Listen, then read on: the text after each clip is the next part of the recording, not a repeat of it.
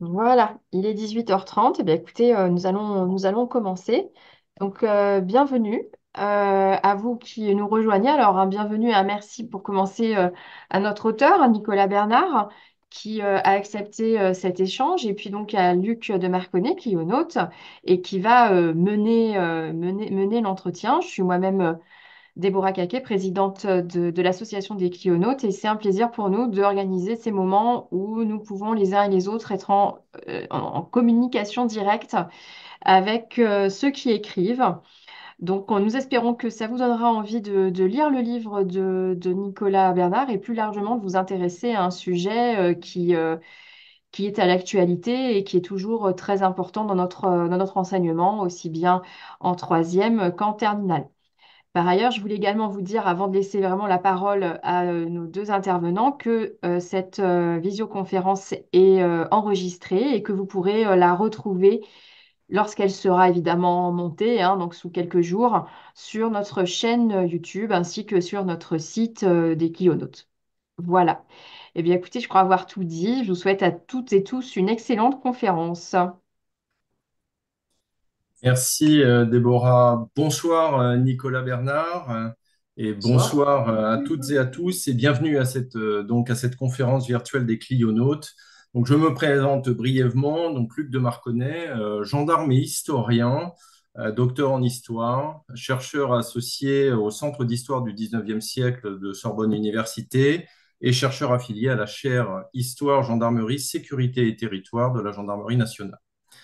Alors, je suis particulièrement honoré de m'entretenir ce soir avec vous, Nicolas Bernard, à la faveur de la publication de votre dernier ouvrage consacré à Oradour-sur-Glane, au lendemain des commémorations d'un des plus importants massacres nazis en Europe de l'Ouest et marqueur de notre mémoire collective.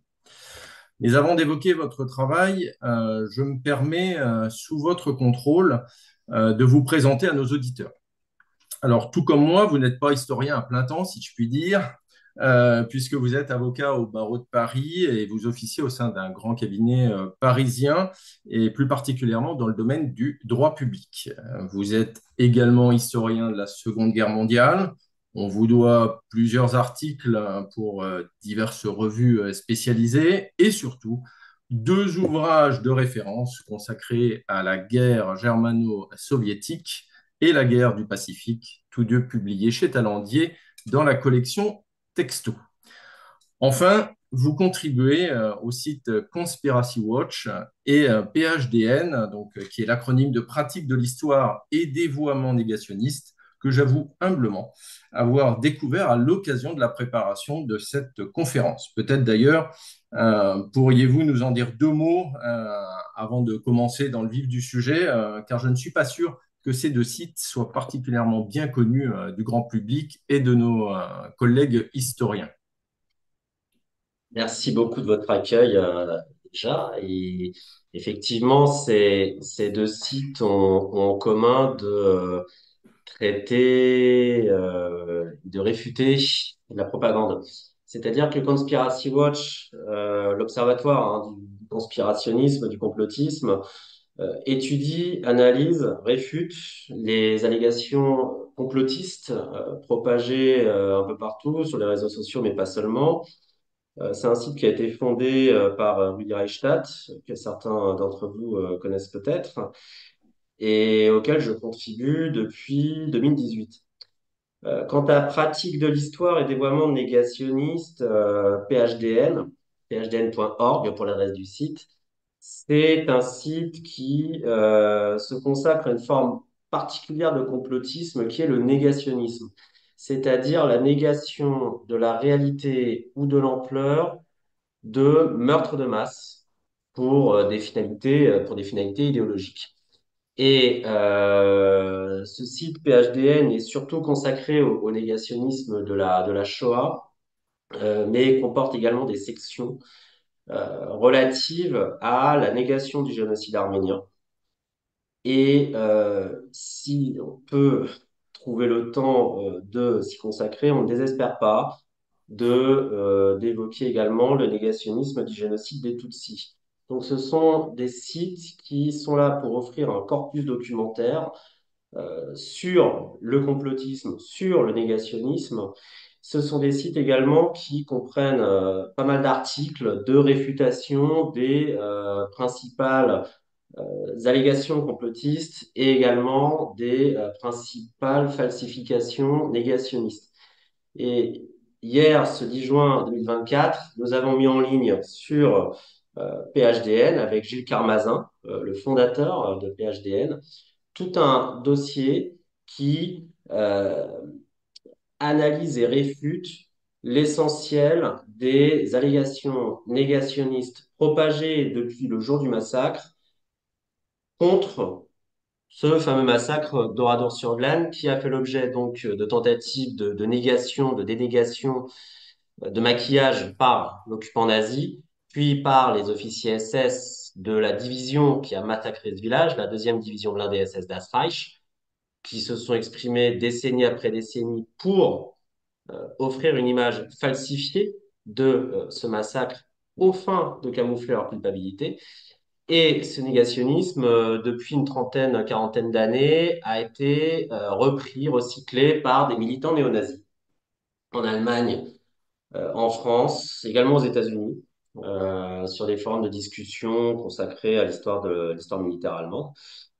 Et parmi ces faussaires néo-nazis, vous avez peut-être entendu parler de Vincent Renoir, qui est un militant hitlérien, euh, et dont le nom apparaissait à l'occasion d'une agression portée contre le centre de la mémoire d'Oradour-sur-Glane. Je ne sais pas si vous vous souvenez, mais en 2020, ce centre de la mémoire a fait l'objet de tags qui étaient négationnistes, qui traitaient les rescapés, les survivants de menteurs et qui rendaient hommage à ce militant néo-nazi qui avait nié le massacre d'Oradon-sur-Glane. Donc, hier, nous avons mis en ligne quelque chose qui n'avait jamais été fait avant, c'est-à-dire un dossier qui revient non seulement sur l'histoire du massacre, mais également sur les discours négationnistes, sur leur historique, d'où ils viennent, par qui sont-ils propagés, en quoi consistent-ils, en quoi sont-ils frauduleux, en quoi sont-ils mensongers. Donc on revient vraiment, en tout cas je suis revenu là-dessus de manière extrêmement détaillée, précise, source après source, pour mettre en lumière le caractère frauduleux de ce qu'est le négationnisme dans l'utilisation de ces sources. On est en présence de gens qui mentent, qui ne sont pas des imbéciles, des huluberlus, un peu comme on peut en croiser dans, comment dire, ces espèces de personnages un peu délirants qu'on peut croiser dans l'univers de Tintin. C'est pas ça. C'est véritablement des propagandistes qui mentent et qui savent qu'ils mentent, qui falsifient leurs sources, qui les dénaturent, qui les instrumentalisent aux fins de réhabiliter une idéologie qui est en l'occurrence celle du national-socialisme. Deux sites qui ne doivent pas être au chômage, en particulier en ce moment. Non, c'est le cas de le dire. C'est le cas de le Donc, comme dire. je le disais, on vous doit aujourd'hui un nouvel ouvrage, toujours chez Talandier, consacré au massacre d'Oradour-sur-Glane. Donc, je le montre ici à l'écran. Alors, je vous propose, si vous en êtes d'accord, d'évoquer les différents aspects de votre travail au travers de quelques questions, puisque, comme vous l'écrivez, des inconnus demeurent. Et nous laisserons ensuite la parole à nos auditeurs hein, pour qu'ils puissent vous poser à leur tour quelques questions et participer ainsi à notre échange. Alors, vous évoquez dans votre introduction l'importante bibliographie consacrée au massacre d'Oradour-sur-Glane. Et d'ailleurs, plusieurs autres ouvrages sur le sujet ont été publiés en même temps que le vôtre, dont je cite celui de Robert Pike, Oradour sais-tu le destin tragique d'un village français le 10 juin 1944, paru chez Flammarion. Donc, face à une telle abondance, quelles ont été finalement les raisons qui vous ont poussé à enquêter à votre tour sur ce sujet? Bah, initialement, mon travail qui a été publié chez Talandier s'inscrivait dans cette démarche que je décrivais précédemment, c'est-à-dire que j'avais travaillé sur le négationnisme d'Oradour-sur-Glane et j'avais à cette occasion compulsé déjà énormément de fonds d'archives en français, en anglais, en allemand. Si bien avec Talandier, compte tenu de ce travail déjà effectué, on s'est mis d'accord sur la publication d'une synthèse à jour sur le massacre. Et pourquoi une synthèse à jour sur le massacre? Pourquoi moi ça m'a paru indispensable? C'est parce que euh, plusieurs dizaines d'ouvrages sont sortis depuis 1944 sur le massacre d'Oradour-sur-Glane, des témoignages, des récits, même des ouvrages scientifiques à partir des années 1990, sous la plume de notamment un auteur qui s'appelle Jean-Jacques Fouché, qui a été le premier chef de projet au Centre de la mémoire d'Oradour-sur-Glane. Mais ces ouvrages euh, ne dissipaient pas certaines inconnues. Alors, on parle de zones d'ombre. C'est vrai que certaines recensions parlent de mon ouvrage en disant que je m'attaque à des zones d'ombre. C'est vrai que tout sujet historique comporte son lot de zones d'ombre. Oui. Et Oradour, le massacre d'Oradour n'y fait pas exception, notamment sur le pourquoi. Euh,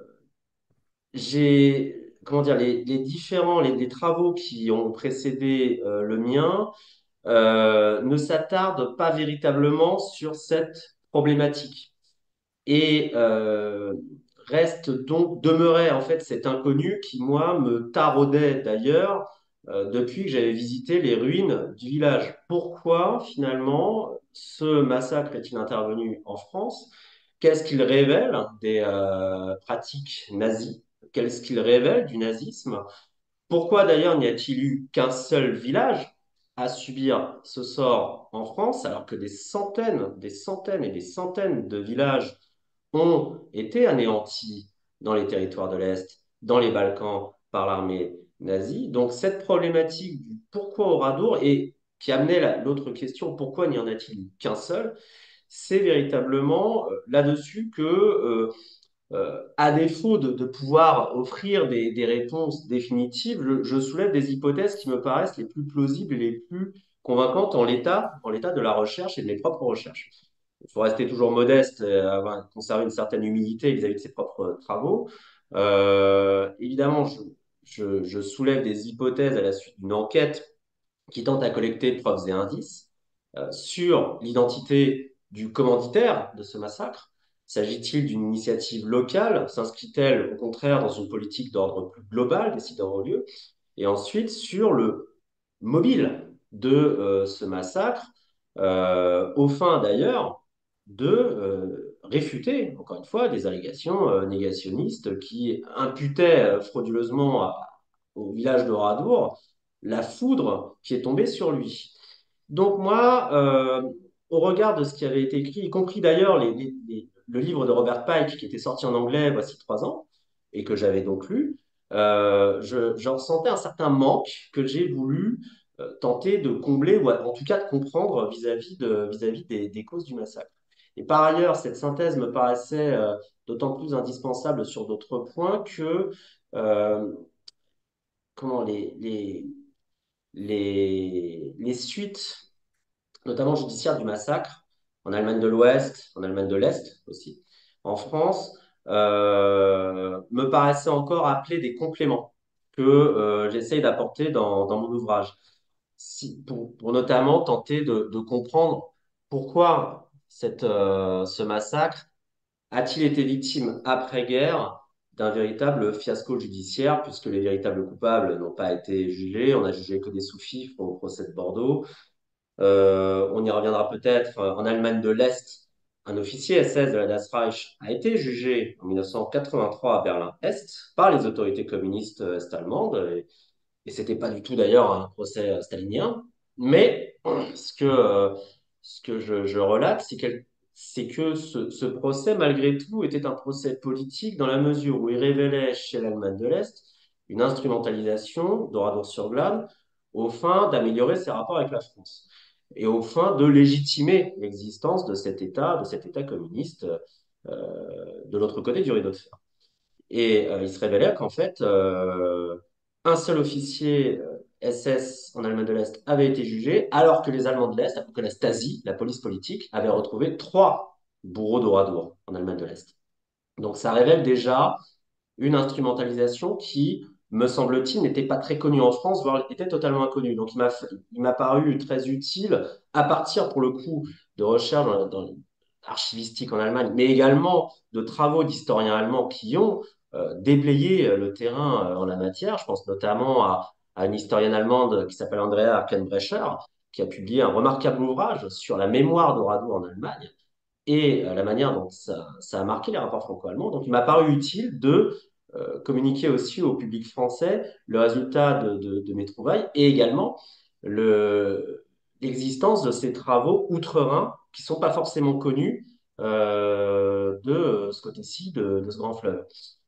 Donc, mon ouvrage, véritablement, tente évidemment, on ne peut pas tout résumer, on ne peut pas résumer la souffrance, on ne peut pas résumer la douleur, mais tente de se livrer à une étude, on va dire exhaustive, du massacre, de ses causes, à son déroulement, puis à ses conséquences, le tout dans le cadre d'une problématisation du sujet.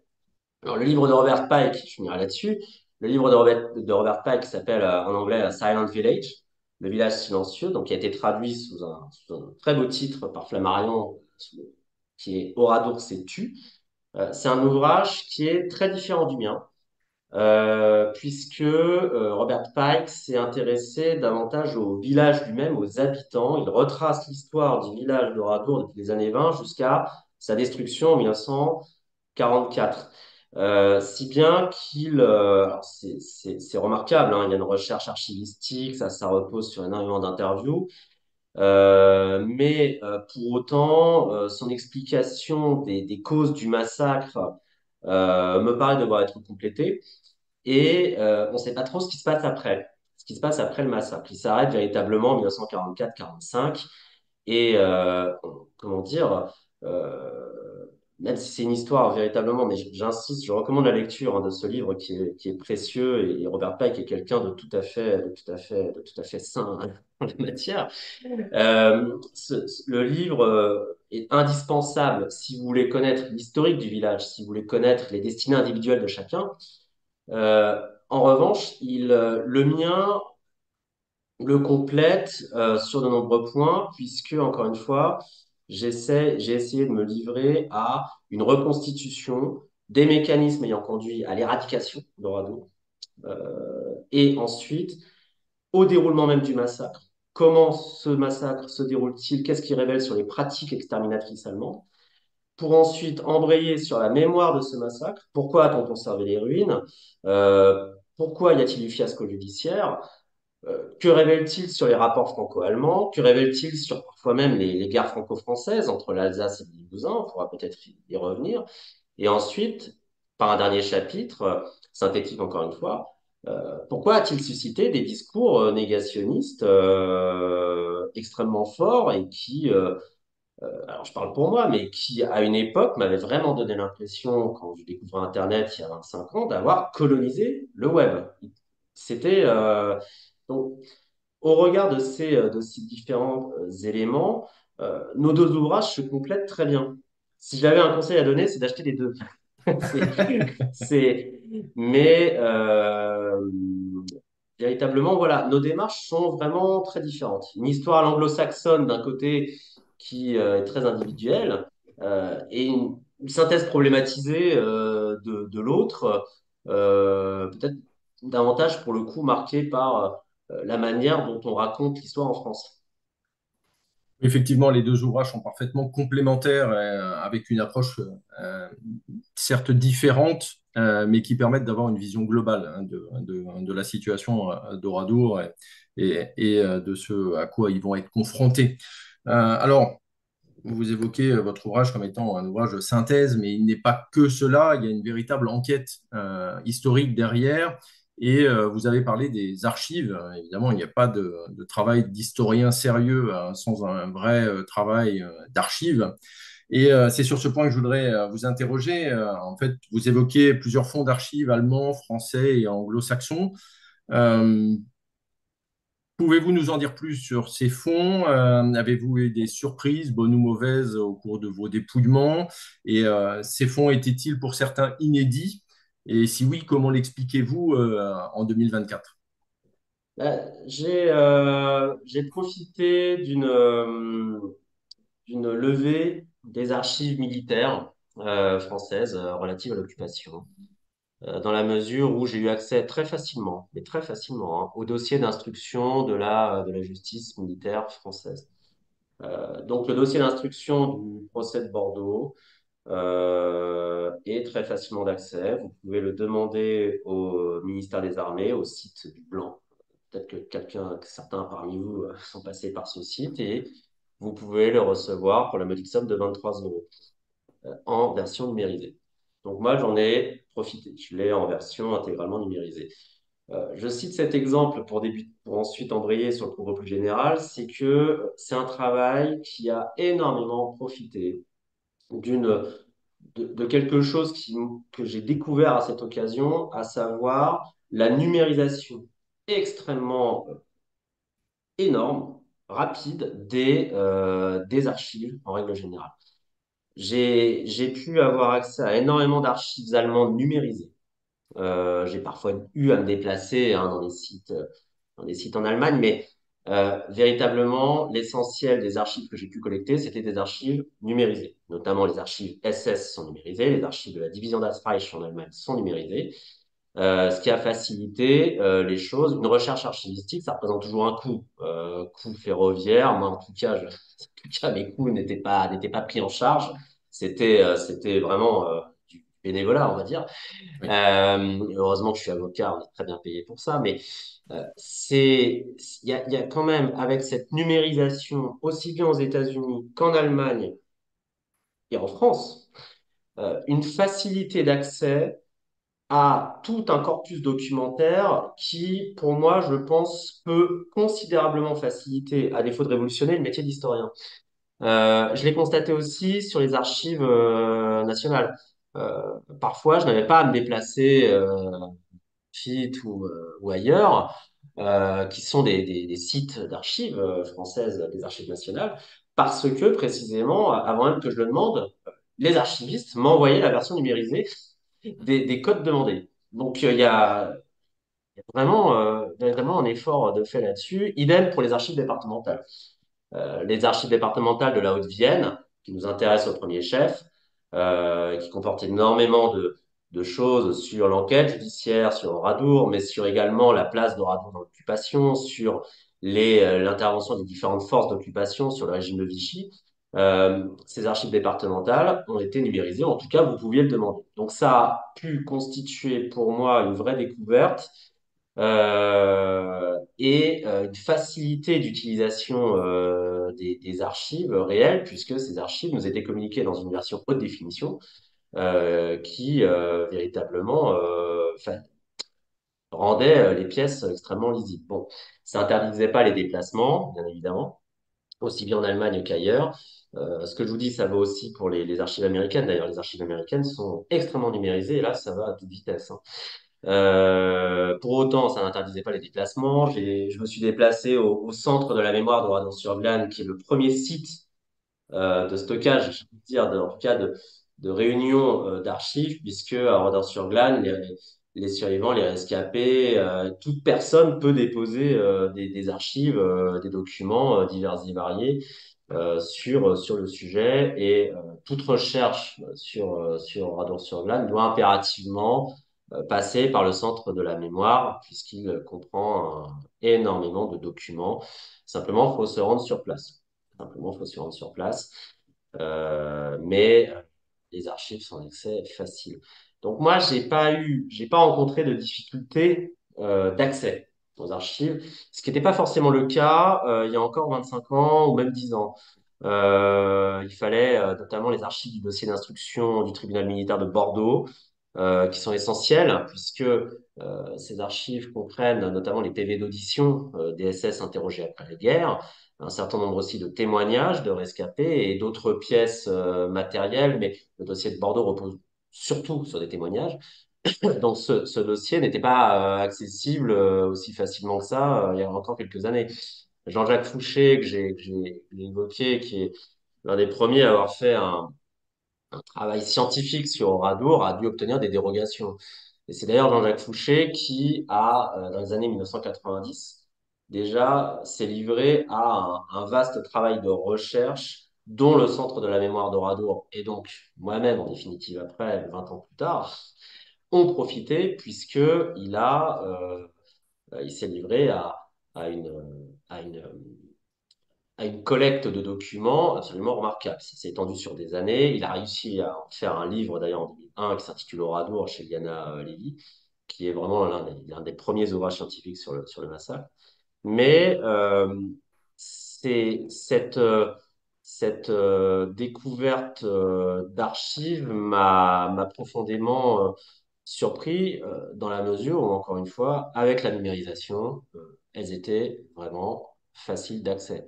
Et je pense qu'on est en présence de quelque chose qui pourra modifier comment dire, les pratiques de recherche, faciliter les échanges entre historiens, entre chercheurs. Bon, je ne cache pas qu'on m'a déjà, ça y est, hein, demandé de communiquer via WeTransfer et autres des fonds d'archives. Donc, je le fais quand j'ai le droit de le faire. Mais, c'est quelque chose de véritablement remarquable. Alors, ça vaut pas la consultation dans une salle avec le papier entre les doigts, mais pour autant, on ne va pas se mentir, ça peut réduire les coûts de consultation, de déplacement, voire d'hôtellerie, etc. Donc, c'est véritablement quelque chose qui me paraissait important à souligner. Euh, on n'a plus le même accès qu'avant aux archives. D'une part, parce que il y a ces mesures de libéralisation d'accès aux documents, et d'autre part, parce que ces documents, bah, maintenant, vous pouvez les avoir sur une clé USB, sur un disque dur externe. Moi, les archives du procès de Bordeaux, on me les a envoyées sur CD. Donc, il a fallu que je me rachète un lecteur CD parce qu'à ce moment-là, comment dire, les ordinateurs maintenant ne comportent plus de lecteur CD. Oui. Donc, en fait, ça m'a coûté au final 50 euros. Mais, vous voyez, on est en présence de plusieurs. J'ai compté 10 000 pages, 15 000 pages intégralement numérisées. Donc, faut quand même saluer cet effort de nos administrations et de nos archivistes à ce titre parce que c'est un travail qui, encore une fois, rend l'archive disponible et beaucoup plus disponible qu'avant. Oui, tout à fait. C'est une véritable révolution hein, pour les historiens et en particulier, j'ai une pensée pour les étudiants pour lesquels se déplacer aujourd'hui dans des conditions parfois économiques difficiles Ouais. ne sont pas évidentes et c'est ce qui pouvait les dissuader de mener des recherches. Finalement, cette numérisation les aide et ça ne peut qu'améliorer la recherche et les connaissances. Et donc, on ne peut que saluer le travail formidable qui est fait par nos fonds d'archives. Alors, outre la surprise de l'ouverture de votre travail sur l'extermination du village grec de Distomo le même jour qu'Oradour-sur-Glane, donc le 10 juin 1944, vous placez d'emblée la question de la haine d'autrui des nazis au cœur du sujet, qui plus est en le replaçant dans un temps long. Est-ce un choix délibéré de votre part? C'est une autre manière d'aborder le pourquoi. Pourquoi on se met à tuer, pourquoi des gens peuvent se mettre à tuer des civils, notamment des femmes et des enfants, acte le plus transgressif qui soit, qui n'auront absolument rien fait. C'est une question qui hante les imaginations depuis déjà plusieurs décennies et qui ont été posées de manière extrêmement cruelle par les atrocités nazies, par la Shoah notamment. Si bien que j'ai tenté de trouver des facteurs explicatifs, de marcher sur les pas de certains de mes prédécesseurs historiens en la matière, sans pour autant chercher à imposer une vision monocausale. Hein. En 1944, par exemple, quand vous lisez les premiers récits sur Oradour, qui sont rédigés dans un contexte très particulier, qui est celui de la dénonciation de l'ennemi, c'est-à-dire il faut s'attaquer à l'ennemi, eh ben, le massacre d'Oradour a une explication, c'est la barbarie allemande. Les Allemands seraient par essence des criminels, des déviants. La Première Guerre mondiale a montré, la Deuxième Guerre mondiale l'a confirmé. Évidemment, il s'agit de sortir de ces préjugés qui sont des préjugés propres à la guerre. Et donc, j'ai tenté en me basant sur des travaux de psychologie sociale, mais également sur des travaux relatifs à la société allemande sous le nazisme, de comprendre, pas excuser, mais de comprendre ce qui avait pu pousser des Waffen-SS à tuer. Enfin, je sais pas si je réponds très bien à votre question sur la haine, mais c'est juste pour y arriver.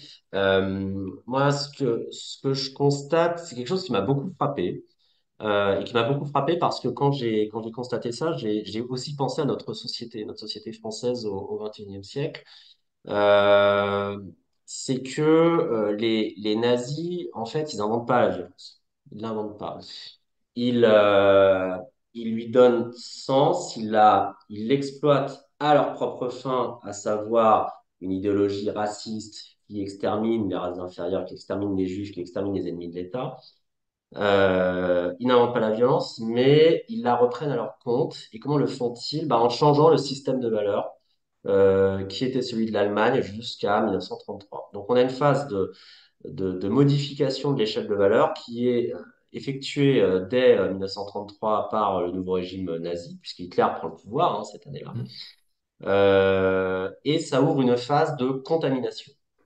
Une contamination qui euh, va notamment conduire à un parasitage des valeurs allemandes, une captation du vocabulaire culturel allemand, les notions de patrie, les notions de christianisme, les notions de propriété, le rapport à Dieu, vous voyez.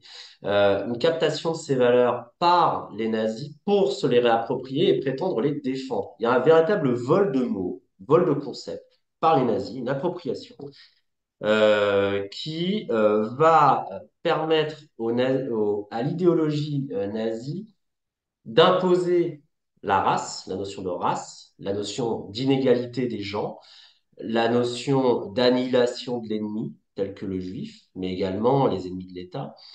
Euh, donc ils vont imposer ces valeurs, mais en prétendant les faire cohabiter avec ces autres valeurs culturelles. Et cette cohabitation, parfois compliqué, facilité bien entendu par la terreur, par la police politique, par les camps de concentration qui font taire les oppositions et qui empêchent, oppositions qui pourraient empêcher cette captation, et ben tout cela va conduire à une cohabitation qui euh, aide à rendre acceptable ce qui était inacceptable. Dès lors qu'il y a cohabitation de ces différentes idées, dès lors par exemple que l'antisémitisme devient une valeur centrale, une valeur d'État, dès lors que la race devient la valeur centrale, également valeur d'État, mais au nom de la protection des autres valeurs allemandes telles que la patrie ou le christianisme, eh bien, cela rend des choses tout à fait possibles. Donc ça facilite en fait la transformation d'une société qui, certes, était traversée de tensions dans les années 1920, tensions liées à la défaite de 1918, liées à la crise économique, liées à la fragilisation politique, mais qui était quand même une société démocratique.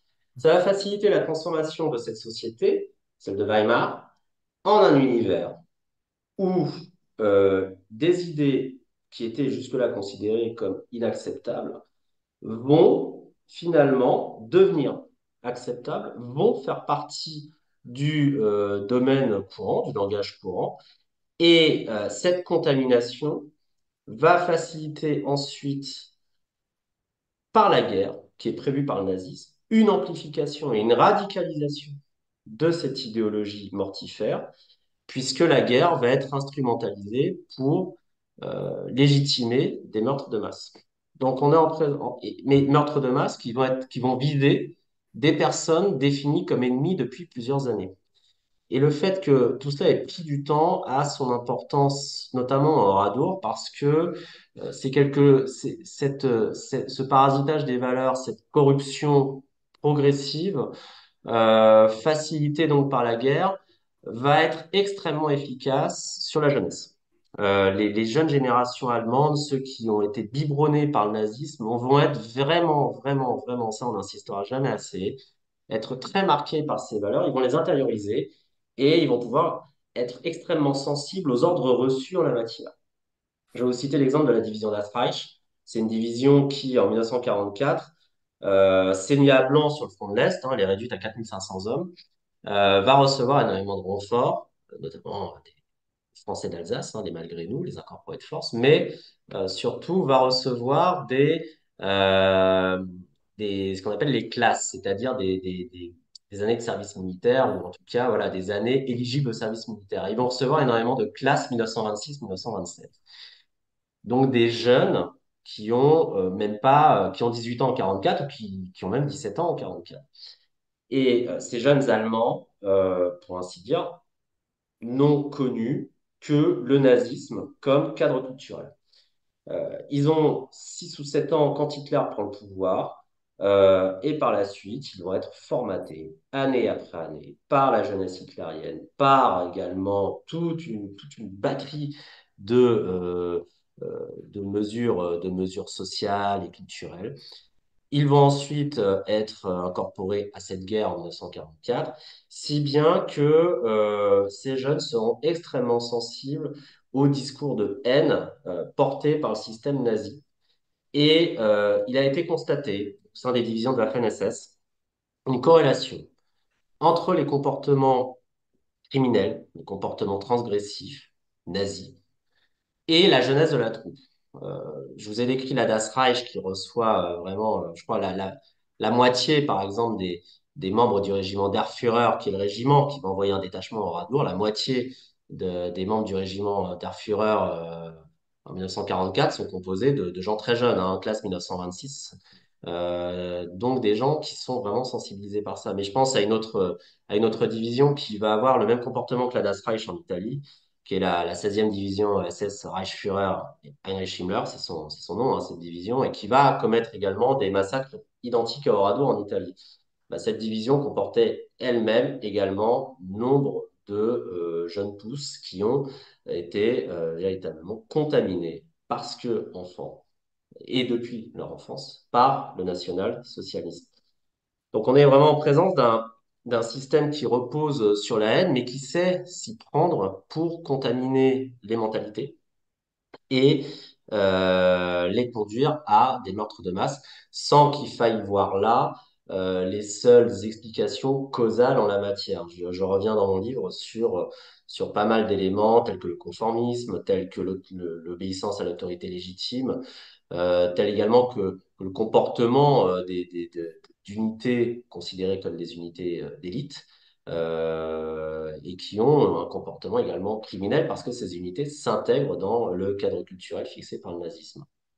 Alors, ces jeunes pousses, par ailleurs, se sont illustrés, puisqu'on parlait des commémorations du 6 juin, se sont particulièrement illustrés, notamment dans la résistance au débarquement, puisque ce sont eux qui ont été les plus virulents en matière d'exaction au moment du débarquement allié. Donc, effectivement, euh, comme vous le dites, biberonné, je dirais, au nazisme.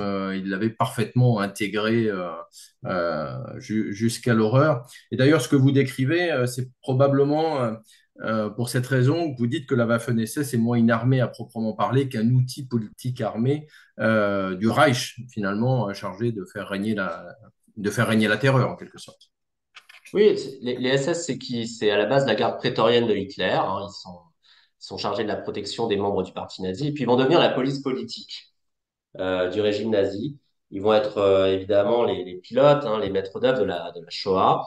Ils sont chargés des basses œuvres. C'est une entité qui est comme une tumeur cancéreuse qui grossit, qui grossit, qui grossit, et qui va finir par obtenir, pour ainsi dire, les pleins pouvoirs hein, en 1943-44, avec un Himmler, le chef des SS, l'un des plus fidèles adjoints, un collaborateur d'Adolf Hitler, qui, lui, va cumuler toute une série de prérogatives, responsable de la sécurité, ministre de l'Intérieur, etc. Mais les SS possèdent aussi leur bras armé, euh, les Waffen-SS, c'est-à-dire les SS armés, qui sont la phalange du nazisme. C'est une armée qui se distingue de l'armée traditionnelle, la Wehrmacht, parce que c'est une armée idéologique. C'est l'armée du parti, c'est l'armée de la race supérieure, c'est l'armée du Führer, qui ne doit compte à rendre, pardon, que au chef de l'Allemagne nazie, Adolf Hitler, puisque Adolf Hitler se confond avec l'Allemagne. Pour l'anecdote, la division Das Reich avait été fondée initialement avec 2 régiments qui s'appelaient Deutschland, l'Allemagne, et Der Führer, le Führer, le guide, le chef. Et Das Reich, c'est l'Empire. Mais je trouvais significatif de voir que, initialement, cette division comportait ces 2 régiments avec des noms aussi évocateurs, puisque de l'union entre l'Allemagne, Deutschland, et du Führer naît Das Reich, l'Empire. Et donc, les Waffen-SS sont des soldats qui sont pas comme les autres. Même si la Wehrmacht est lourdement impliquée dans la politique criminelle du régime, dans la politique d'expansion du régime, la Wehrmacht va détruire elle-même énormément de villages, hein, participer aussi à la Shoah. Mais les Waffen-SS, c'est quand même une armée à part. C'est une armée qui véritablement se pose en avant-garde de la révolution nazie en marche. Alors, en parlant des Waffen-SS, j'ai envie d'évoquer avec vous le cas de Lammerding, le chef donc, de la division Das Reich, qui semble passer, au travers de l'enquête que vous menez, un cap dans l'accroissement de la répression le 9 juin 1944, c'est-à-dire la veille du massacre d'Oradour. Alors, certes, la pression se fait plus forte après le débarquement du 6 juin, mais le contexte peine à expliquer. Finalement, ce changement de consigne, est-il devenu un électron libre ou obéit-il à des ordres parallèles? Vous laissez la question en suspens dans votre ouvrage. Quel est votre sentiment? Alors, j'ai essayé de clarifier le rôle de la merding dans le massacre. D'abord, peut-être rapide présentation du personnage. C'est un nazi pur jus. Il est né en 1905. Il est quand même relativement jeune, hein, quand Oui. Horado intervient. En tout cas, il est plus jeune que moi quand il intervient dans le massacre d'Oradour, puisqu'il a 39 ans à ce moment. Il a, comment dire, c'est un SS qui grimpe les échelons et qui va se retrouver dans la Waffen-SS, mais c'est aussi quelqu'un qui a participé en tant que hiérarque aux exterminations menées à l'Est, notamment les exterminations de Juifs, puisqu'en 1943, il se retrouve chef d'état-major d'un haut officier SS qui dirige la répression, notamment en Europe de l'Est, et une répression vraiment génocidaire. Qui s'appelle Eric von den Barth-Selewski. Lamberling est son chef d'état-major et au cours du second semestre 1943, il est en contact assez fréquent avec Himmler, entretien en visuel ou téléphonique, mais en tout cas, il y en a une vingtaine quand même. Donc, Lamberling, c'est quelqu'un qui a accès à Himmler et à qui Himmler va confier des missions d'importance, notamment être chef d'état-major de la répression dans les territoires de l'Est, mais également prendre le commandement en décembre 1943 de la division Das Reich, qui est en pleine retraite sur le front de l'Est. Donc, on lui confie des missions qui ne sont pas anodines. Et l'Ammerding, au printemps 1944, quand la division Das Reich est transférée en France, garde évidemment le contact avec Himmler. On a retrouvé des traces d'échanges directs entre les deux hommes, hein, aux échanges sur l'information idéologique à accorder aux troupes. Et l'Ammerding nanti à la fois de cette expérience dans la répression et de ses rapports avec Himmler, euh, va effectivement se montrer un des plus zélés euh, exécutants du durcissement de la répression en France en 1944. Et il va notamment recommander, avant même le débarquement, le 5 juin 1944, de mettre en place toute une série de mesures, rafler des gens, 5000 personnes, ou pendre 10 résistants pour un Allemand tué. Donc des mesures extrêmement lourdes. Il le recommande le 5 juin 1944. Mais malgré tout, à aucun moment en France, il ne va jusqu'à recommander expressément des exterminations de villages. Ça, il le faisait à l'Est. On a retrouvé des traces de villages soviétiques anéantis, hein, qui ont subi le même sort qu'Oradour, et qui ont été anéantis par la division d'Astraï sous le commandement de la Merdine, quelques mois avant Oradour. Mais en France, rien n'indique dans son comportement qu'il allait, lui, Jusque-là. Alors, le débarquement se produit le 6 juin. La division d'Asreich reçoit l'ordre non pas de remonter vers la Normandie, mais de semer la terreur dans le sud-ouest de la France, qui est une terre de maquis, qui est une terre où les maquis s'amplifient, se réveillent, attaquent même et libèrent provisoirement même certaines villes, ou tentent de le faire, comme à Tulle, qui est la préfecture de Corrèze, prise d'assaut le 7 juin. Et le haut commandement allemand alors que l'Allemagne joue sa vie, l'Allemagne nazie joue sa vie en Normandie, ne peut pas se permettre des insurrections et donc envoie la Das Reich comme une unité idéologiquement pure, comme une unité d'expérience dirigée par quelqu'un qui s'y connaît en la matière, écraser ce foyer insurrectionnel. Et on lui confie expressément, enfin l'état-major suprême de la Wehrmacht, qui est une émanation d'Adolf Hitler, l'OKW, va confier à la Merding la mission de semer la terreur dans le sud-ouest, purement et simplement. Mais il met en œuvre, la division d'Astra, il va mettre en œuvre cette mission et va se livrer à énormément d'atrocités qui vont culminer notamment, pas seulement à Tulle, puisqu'à Tulle, quand la Das Reich reprend le contrôle de la ville qui avait été prise d'assaut par la résistance, eh ben, elle va se livrer à un massacre. Elle va déporter plus de 140 personnes vers les camps et également procéder à la pendaison publique de 99 otages. Et déjà, on est dans quelque chose qui est extrêmement brutal au regard des consignes applicables de l'armée allemande en France. Mais malgré tout, on est encore bien en deçà, parce qu'il y a une hiérarchie dans l'horreur quand on travaille sur le nazisme. Il y a une hiérarchie dans le sordide et dans l'horreur.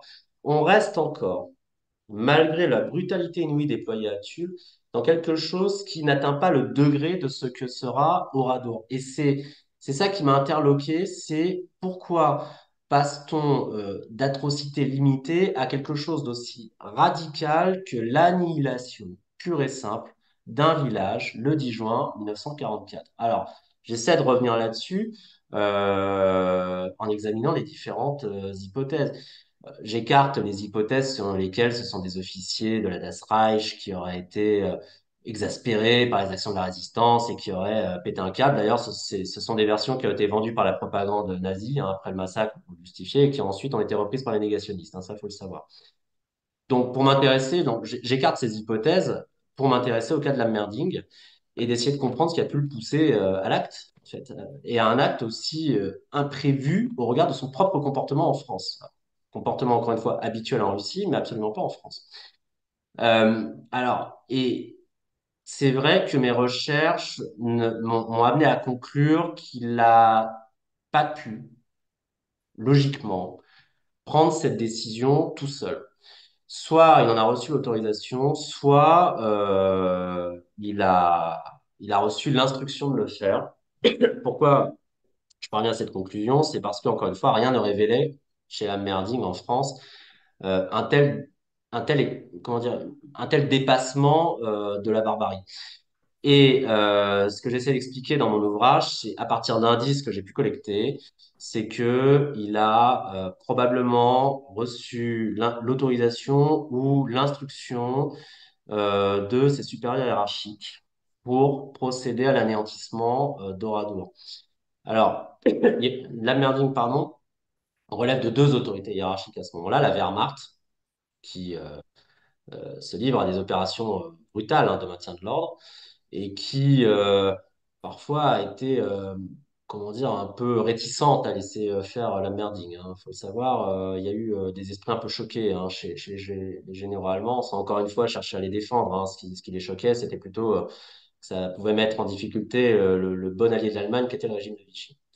Euh, et donc là, voilà, première autorité hiérarchique, la Wehrmacht, mais il n'y a rien qui révèle chez la Wehrmacht à ce moment-là, malgré le durcissement de la répression contre la résistance dans le contexte du débarquement, il n'y a rien qui révèle que la Wehrmacht était prête à ce moment-là à anéantir un village en France.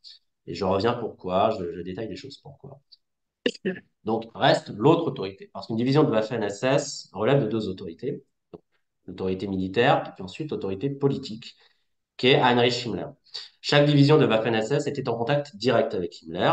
D'ailleurs, les divisions de Waffen-SS possédaient vis-à-vis de Himmler leur propre système de communication avec leur propre clé de cryptage. Et ce que j'ai constaté, c'est que très bizarrement, alors que les archives de la Das Reich sont plutôt précises sur les opérations menées, et ben dès qu'on arrive à Oradour, il n'y a plus rien. Les archives ont été visiblement purgées, ou bien alors les consignes ont été délivrées par d'autres procédés qui étaient là pour ne pas laisser de traces. Et au regard d'autres indices que j'ai collectés et en contextualisant les choses, moi je suis parvenu à la conclusion que la Merding avait probablement été soutenue ou alors avait carrément reçu l'ordre d'agir euh, par Heinrich Himmler. Et donc, ce qui m'a amené à pointer la culpabilité et la responsabilité de Hitler dans ce massacre. Alors, Hitler n'a pas, à mon avis, dit, voilà, écoutez, j'ai trouvé sur une carte Oradour-sur-Glane, rasez-moi Oradour. Non, il ne connaissait pas Oradour-sur-Glane, mais je pense que Hitler a, dans le contexte du débarquement, au regard des insurrections qui se produisaient dans le sud-ouest, et au regard du constat d'échec aussi de la répression allemande à ce moment-là, je pense que Hitler a donné l'ordre à Himmler de régler la question avec une extrême brutalité. Et extrême brutalité, ça voulait dire à ce moment-là faire ce qu'on fait à l'Est depuis Belle-Lurette, c'est-à-dire anéantir un village. Et ce qui m'a permis d'aboutir à cette conclusion que je défends en la matière, c'est qu'on a des précédents. C'est qu'on a des précédents en Norvège et en Tchécoslovaquie, où dans un contexte d'inquiétude allemande vis-à-vis de la montée de la résistance, au premier semestre 1942, et ben, l'occupant a anéanti un village en Norvège qui s'appelait Telavog et un village en Tchécoslovaquie qui s'appelait Lidice. Et dans le cas de Lidice, on a retrouvé des preuves écrites de l'intervention de Hitler. C'est-à-dire qu'Hitler avait dit vous détruisez Lidice. Et nanti de ces éléments, de cette pratique que j'ai pu identifier, j'ai tenté d'identifier les contours d'un modus operandi, d'une stratégie qui a pu être mise en œuvre par le Führer en France, dans un contexte où la résistance ne donnait pas l'impression de lâcher prise et où la Wehrmacht ne parvenait pas à repousser le débarquement allié en Normandie. Donc il fallait marquer le coup par un acte de terreur incalculable qui est l'anéantissement d'un village. Mais en essayant d'éviter de répéter autant que possible ce type de procédé. Pourquoi? Parce que si on applique en France des méthodes qui font le quotidien de l'Est ou des Balkans, eh bien, cela risque de discréditer un autre larron qui est le régime de Vichy et dont la collaboration est indispensable à l'Allemagne.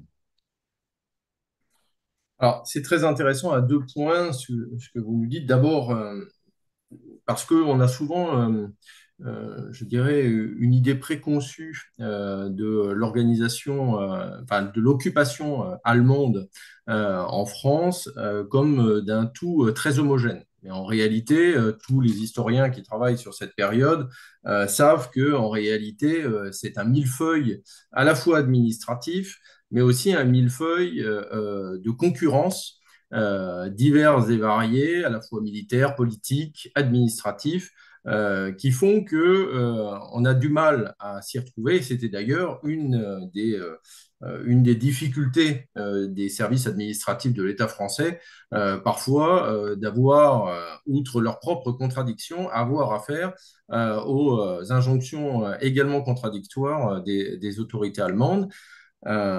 Et ça, c'est vrai que c'est quelque chose que vous démontrez très bien et qui permet un petit peu de démonter ces idées reçues sur l'administration allemande en France occupée. Après, dans le contexte, le larron qui est l'État français, en juin 1944, il faut bien reconnaître qu'il ne reste plus grand-chose Et c'est probablement aussi cet intérêt qui diminue au regard des événements, vraisemblablement qu'une décision comme l'éradication d'Oradour-sur-Glane pose vraisemblablement moins de cas de conscience pour les militaires, pour les militaires allemands. Alors, vous parlez de degrés différents d'horreur. Alors, effectivement, l'horreur qui s'abat sur Oradour le 10 juin 1944, vous le décrivez avec une précision, je dirais presque quasi chirurgicale, minute par minute, en faisant dialoguer de manière très simple et finalement très efficace la mise en scène macabre des SS, mais également les témoignages des rescapés, et ce qui nous amène à plonger le lecteur dans une forme d'abîme d'incompréhension. Alors, rappelons à votre suite que ce crime fera 643 victimes, dont 222 femmes, 147 écoliers de 6 à 14 ans et 68 enfants de moins de 6 ans. On est véritablement au comble de l'horreur. Alors, vous expliquez que ce massacre réalisé avec une méthode rationnelle inspirée du monde du travail, ce qui est d'autant plus effrayant, représente autant un acte de guerre utile à l'Allemagne qu'un moyen pour la hiérarchie SS de souder les hommes par le sang et la profanation. Alors la question que l'on se pose, c'est encore une fois ce pourquoi ce massacre était-il si utile que cela pour les Allemands le 10 juin 1944, et les SS avaient-ils besoin encore d'être soudés alors qu'ils traînaient déjà derrière eux des tombereaux de cadavres? Alors, c'est d'abord pour répondre à votre question, je le ferai en plusieurs points, c'est à vos questions, pardon. C'est que, comme je le disais, il y a un constat d'échec de la part de l'appareil répressif allemand qui, effectivement, comme vous l'indiquez, scindé en plusieurs entités, la Wehrmacht, les SS, mais qui parfois collaborent, hein, d'ailleurs, hein. On s'est Bien aperçu sûr. aussi qu'il y avait des rivalités, mais le plus souvent, ça collaborait, en fait. Je parle des SS, je parle Oui, au-delà de Vichy qui collaborait aussi. Mais ce qui se passe au printemps 1944, c'est que avec les maquis qui sont renforcés par les jeunes qui fuient le travail obligatoire, par l'action de la résistance qui est unifiée, etc., les Allemands s'inquiètent. Les Allemands attendent un débarquement, ils s'inquiètent de la résistance, ils peuvent pas tolérer la résistance, donc ils appliquent progressivement au premier semestre 44 des méthodes très brutales à l'Est, mais de manière partielle, de manière graduelle, en variant parfois selon la chronologie. Et au regard d'ailleurs de l'agacement, des protestations du régime de Vichy, qui n'arrête pas de dire, mais attendez, si vous fusiez des otages de masse, si vous laissez vos SS massacrer les gens, nous, on perd l'appui de la population. Et si on perd l'appui de la population, ben, dans ce cas-là, vous ne contrôlez plus le pays. Donc c'est véritablement ce que fait comprendre Vichy déjà avant le débarquement aux nazis. Et donc, d'où une transposition partielle, graduelle, évolutive, contextuelle de méthodes répressives très dures en usage à l'Est. Et Oradour intervient dans un contexte d'urgence, puisque le débarquement a eu lieu, les insurrections se produisent dans le sud de la France, il faut calmer le jeu, mais il y a deux éléments qui jouent, c'est qu'il y a ce constat d'échec de la part des autorités d'occupation, constat d'échec qui est documenté. Les occupants Wehrmacht, SS, etc., s'aperçoivent que malgré le durcissement des mesures, eh ben, la résistance ne désarme pas.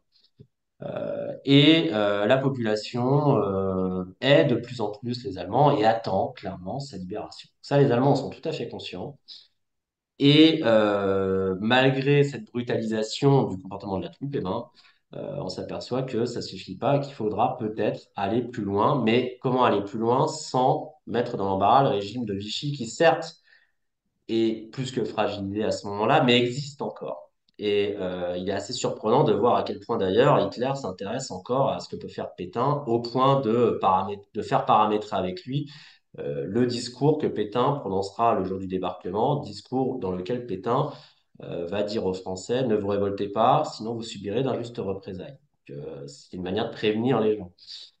Et devant ce constat d'échec des autorités d'occupation et de Vichy, et aussi au regard de l'urgence qu'il y a à repousser le débarquement et de l'urgence qu'il y a de rameuter tous les blindés disponibles contre les Alliés en Normandie, notamment les blindés de la Das Reich, je pense qu'on est en présence de quelque chose qui a cristallisé la prise de décision et l'application de cette mesure exceptionnelle qu'est l'extermination d'un village en France. Mesure qui, en fait, encore une fois, reprend ce qui est pratiqué à l'Est, dans les Balkans. D'ailleurs, le jour d'Oradour, vous l'avez dit, hein, c'est un point sur lequel je reviens en préambule de mon ouvrage. Un village grec est également anéanti. Le village de Distomo, 218 personnes, hommes, femmes, enfants, tout le monde va mourir, exécuté par les SS dans des circonstances là encore extrêmement violentes. Donc, il y a eu une identification par les nazis d'une mesure qui est paradigmatique, qui est le village brûlé. C'est une véritable politique qui est mise en œuvre à l'Est et dans les Balkans et qui est appliquée de manière beaucoup plus circonstancielle à l'Ouest, parce qu'à l'Ouest, euh, les modalités sont pas les mêmes, les populations sont pas racialement perçues comme identiques aux sous-hommes slaves, et l'occupant compte longtemps sur les régimes collaborateurs. Et c'est quand l'occupant, notamment Hitler, hein, s'aperçoit que la répression ne suffit plus, que le régime collaborateur est sur le point d'être dépassé, qu'il applique exceptionnellement en Norvège, en Tchécoslovaquie en 42, puis en France en 44, et en Italie aussi en 44, cette politique des villages brûlés, de manière là encore exceptionnelle. Donc, à quoi a servi Oradour? De notre point de vue de civilisation moderne, contemporaine, républicaine, démocratique, c'est monstrueux, bien évidemment. Dans une logique nazie, Oradour, c'est un outil parmi d'autres pour maintenir l'ordre, outil qui doit être utilisé pour frapper les Français de terreur et les convaincre que s'ils osent, s'ils daignent réfléchir à l'idée d'entrer en résistance, dans ce cas-là, ils appelleront la mort sur eux, sur leur famille, sur leur quartier, voire sur leur localité entière. C'est ça que signifie Oradour. Si vous vous révoltez, vous ne serez pas les seuls à mourir. Toute votre localité peut subir le même sort. Donc c'est véritablement ce qu'on appelle de la terreur pure et simple. On n'est pas en présence de représailles à la suite d'attentats ou quoi que ce soit, c'est de la terreur pure et simple. Et d'ailleurs, c'est vrai qu'après la répression conduite par la Das Reich, et notamment le massacre d'Oradour, c'est vrai qu'on a constaté une conduite plus prudente des maquis, on a constaté également une inquiétude grandissante dans la population devant cette libération qui traîne. C'est vrai qu'on attendait dans la foulée du débarquement que les Alliés arrivent à Paris 10 jours plus tard. C'est pas ce qui se produit. Et au regard des exactions commises par l'occupant, la population apparaît visiblement inquiète. Et d'ailleurs, j'ai trouvé des rapports préfectoraux qui disent que là où les SS de la Das Reich arrivent, les habitants s'enfuient. Les habitants prennent la fuite littéralement parce qu'ils ont peur. Donc, on va dire, la résistance ne désarme pas à Proradour, elle continue de saboter, continue d'espionner, continue de faire des attentats. D'ailleurs, le 28 juin 1944, elle va abattre le ministre de la propagande de Vichy, qui est Philippe Henriot. Donc, elle continue d'agir, mais pour autant, les choses vont quelque peu se calmer, surtout dans le sud-ouest. Les maquis ne disparaissent pas, mais ils calment leurs actions. Donc les Allemands, les nazis ont pu considérer que ce type de mesure exceptionnelle, en France encore une fois, pouvait être efficace. Et pourquoi ensuite souder les SS qui sont soudés déjà par le sang, qui sont soudés par l'idéologie, qui sont soudés par un endoctrinement qui accompagne un entraînement extrêmement dur, qui abrutit les esprits, euh, les SS, ils ont quand même quelque chose qui nécessite de souder les gens, à savoir des effectifs issus d'Alsace-Moselle. Ils sont pas tous allemands, hein. Les Waffen-SS de la Das Reich comportent une petite minorité de soldats d'origine française qui sont des soldats alsaciens, des Français d'Alsace. Le régiment d'Air-Führer, qui comprend 2300 personnes, hein, en 1944, il va comporter 455 Alsaciens en fait, qui ont été incorporés de force. L'Alsace est annexée depuis 1940. Elle est devenue terre allemande, germanisée, avec la culture allemande qui s'impose, mais également des camps de concentration, hein, le Struthof ou Schirmeck, la police politique qui joue à plein, une répression extrêmement dure, Et cette spécificité alsacienne, qui est l'incorporation de force, à savoir 100 000 Alsaciens et 30 000 Mosellans qui vont être enrégimentés contre l'Arabie dans la Wehrmacht. Et parfois, alors que ces Alsaciens et Mosellans ont eu des comportements qui étaient anti-nazis, qui étaient anti-allemands. Donc on est en présence d'une particularité alsacienne qui n'est pas forcément très connue en France, au-delà des limites alsaciennes. Et ces incorporés de force, il faut les intégrer dans la mentalité nazie. L'entraînement ne suffit pas. Le fait de les briser mentalement ne suffit pas. Il faut les impliquer également dans le crime. Et donc créer une communauté de sang. Et comment créer une communauté de sang? Eh ben, comment dire, Hitler disait à ce sujet que la criminalité partagée pouvait unir les hommes. Ce qui unit les hommes, c'est deux choses, c'est les idéaux communs et la criminalité partagée, disait Hitler. Donc là, pour les Alsaciens de la Das Reich, on va les impliquer, mais bien avant Oradour et même bien avant le débarquement, dans des atrocités dans le sud-ouest, de manière à les intégrer à plein dans l'univers nazi en leur faisant comprendre, dès lors que vous tuez, et ne serait-ce que dès lors que vous menez des patrouilles autour du village pour empêcher les gens de sortir ou d'entrer, dès lors que vous rejoignez le crime de cette manière-là, eh ben, vous êtes dans le même bateau que nous et vous ne pourrez plus quitter l'Allemagne. Là, vous êtes en train de devenir des nazis. Donc, il y a une soudure qui tente d'être effectuée par les autorités SS en la matière. Alors, ça ne va pas aboutir à grand-chose, puisqu'énormément d'incorporés de force vont déserter dès qu'ils vont se rapprocher de l'armée américaine. Donc, ça ne va pas avoir le succès escompté, mais cette, cette implication des Alsaciens mosellans, cette nazification par le crime, va avoir des conséquences de portée incalculable après la guerre, puisque ça va parasiter toute l'instruction judiciaire du dossier. Alors, la lecture de votre ouvrage m'a frappé également sur un point alors, qui m'intéresse tout particulièrement, je l'avoue. Euh, C'est-à-dire que tout s'opère sans qu'il y ait la quelconque trace de l'État français et des services administratifs, et en particulier des gendarmes.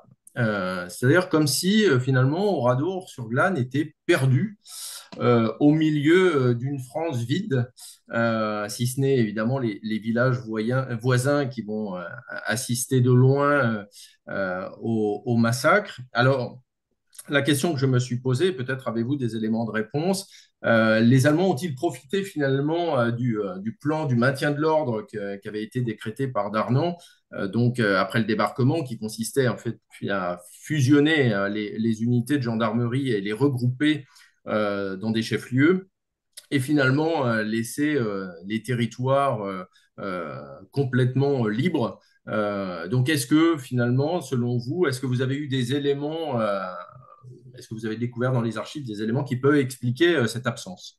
Alors, au niveau global, quand les nazis peuvent trouver des collaborateurs locaux, ils le font. Oui. Le village tchèque de Lidice, un autre village tchèque, pardon, que Lidice, qui s'appelait Lechaki, qui a été rasé peu après Lidice, il est rasé avec la complicité de la gendarmerie tchèque. Hmm. Donc, c'est un exemple que je cite vraiment pour montrer à quel point, quand ils peuvent, ils trouvent des supplétifs ou ils essaient de mouiller de manière plus ou moins habile les autorités locales de nation. Sur Oradour, j'ai malheureusement rien trouvé sur une implication quelconque de la gendarmerie ou des forces de police ordinaires. Cependant, deux choses quand même à noter. La première, c'est le rôle de la milice. Dans Oradour, et on voit alors, la milice qui est l'organe paramilitaire fasciste, on peut le qualifier comme tel, qui est une espèce de milice chargée du maintien de l'ordre en France. Et Darnan, d'ailleurs, va diriger les forces de l'ordre françaises au début de l'année 1944, dans ce contexte en fait de brutalisation de la répression contre la résistance à ce moment-là. Et donc la milice va jouer un rôle, un rôle pas très connu, qui avait été mis en relief par d'autres chercheurs avant moi, tels que Jean-Jacques Fouché ou même de mémoire Jacques Delarue. Et la milice, enfin des miliciens vont participer à des réunions préparatoires à Limoges ou Saint-Julien les 9 et 10 juin 1944, dans la soirée du 9 juin 1944 et au matin du 10 juin 1944. Comment le sait-on? Parce qu'on a retrouvé, la justice a retrouvé ces miliciens et les a interrogés. Ils ont formulé des déclarations très contradictoires, hein, mais qui, quand on sait les décrypter comment dire, les recouper avec d'autres éléments, sont plutôt révélatrices. Clairement, la milice était informée que une opération criminelle était en cours dans la journée du 10 juin, allait être menée par la division d'Astreich, et très probablement la milice savait-elle que la d'Astreich cherchait un village pour le détruire.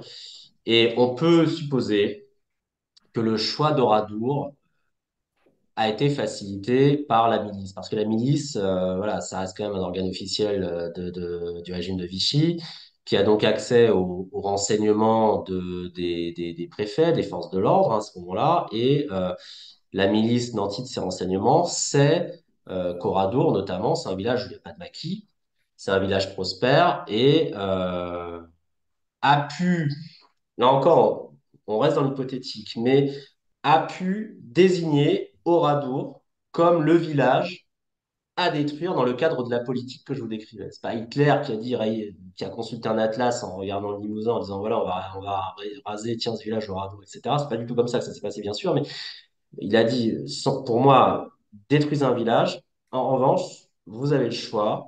Et ce choix a, à mon avis, été cristallisé par la milice parce que la milice, c'est l'autorité française locale qui connaît le terrain. Et le fait que l'appareil policier français connaisse le terrain est fondamental pour les autorités d'occupation allemandes. Ça vaut pour Oradour, ça vaut aussi pour la répression, ça vaut aussi, bien entendu, pour la Shoah en France. Donc, cette collaboration a pu, comment dire, cristalliser la décision de s'attaquer à Oradour par les SS.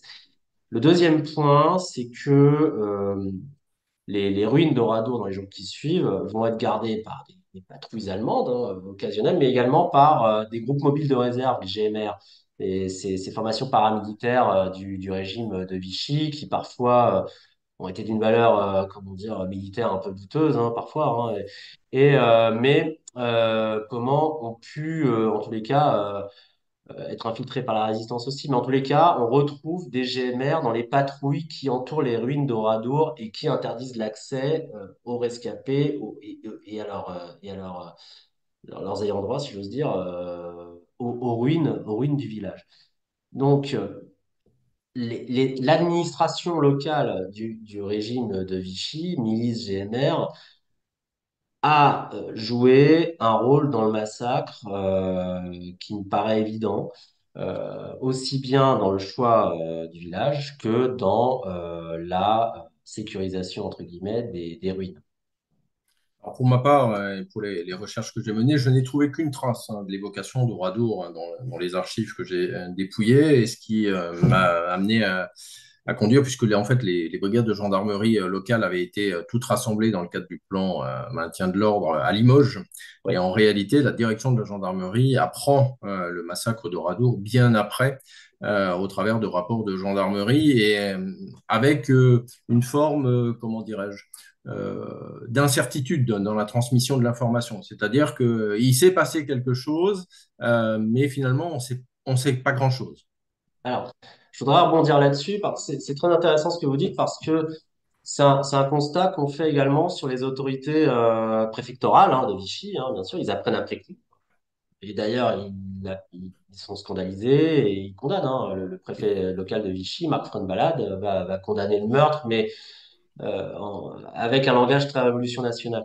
Mais, euh, mais ce que vous dites là est tout à fait valable pour les autorités militaires, celle de la Wehrmacht. Clairement, les autorités militaires, ce que j'ai vu, c'est que euh, elles sont informées après coup. Et comment le voit-on qu'elles sont informées après coup? C'est parce que leurs rapports à usage interne sont plutôt imprécis et lacunaires et comportent même des erreurs géographiques majeures. C'est-à-dire que j'ai retrouvé dans les documents d'un état-major de liaison administratif allemand à Clermont-Ferrand la mention c'est le village d'Oradour a été détruit, village d'Oradour qui se situe à 35 kilomètres au sud-ouest de Limoges, ce qui révèle une erreur géographique majeure, à savoir que l'auteur de ce document a confondu Oradour-sur-Glane avec un autre village qui s'appelle Oradour-sur-Ver. Et cette confusion va être en fait instrumentalisée par l'occupant nazi pour faire croire qu'il y aura eu erreur parmi les différentes rumeurs diffusées par les nazis pour légitimer et justifier leur crime. Ben, on va faire croire aussi à cette erreur. Donc, c'est quelque chose d'ailleurs qui revient souvent dans les premiers récits sur Oradour, à savoir cette confusion entre Oradour-sur-Glane et Oradour-sur-Ver. Bah, ça vient des nazis. En fait, c'est une hypothèse qui en fait qui vient à la fois d'une erreur de plume d'un officier militaire visiblement sous-informé, alors que c'était ce même officier qui était l'autorité nominale de la Das Reich. C'est pour ça que je dis aussi que clairement la Merding ne pouvait pas obéir à ce moment-là à la Wehrmacht pour faire ce qu'il a fait, mais à l'autre autorité, à savoir Himmler. Parce que la Wehrmacht se révèle clairement sous-informée en la matière. Et donc erreur de plume, mais également propagande allemande qui va diffuser ce bobard. Alors, pour laisser un petit peu de temps pour nos auditeurs, venons-en, si vous le voulez bien, à la dernière partie de votre ouvrage que vous appelez Ruines et politique, mémoire et déni, et qui là encore ne peut que sidérer le lecteur d'aujourd'hui, tant le contexte trouble et troublé de l'immédiate après-guerre est mal connu. Oradour devient en quelque sorte, comme vous l'expliquez, le carrefour d'enjeux mémoriels divers, parfois contradictoires, où les victimes sont reléguées à l'arrière-plan et qui finalement semblent subir bah, une sorte de double peine. Alors, comment expliquez-vous notamment ce procès complètement indigent de Bordeaux en janvier 1953? Les victimes sont clairement sacrifiées, hein. C'est-à-dire que les gens, les autorités parlent à leur place, et le procès de Bordeaux va virer à un certain fiasco, hein.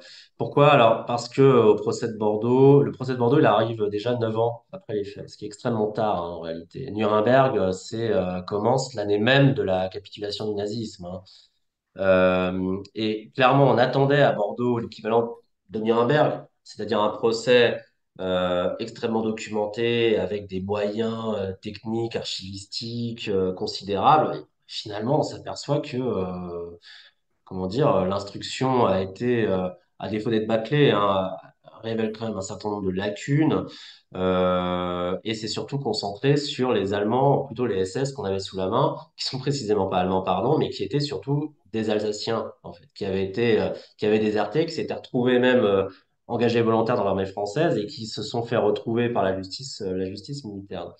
Donc, ce procès, il intervient, en fait, il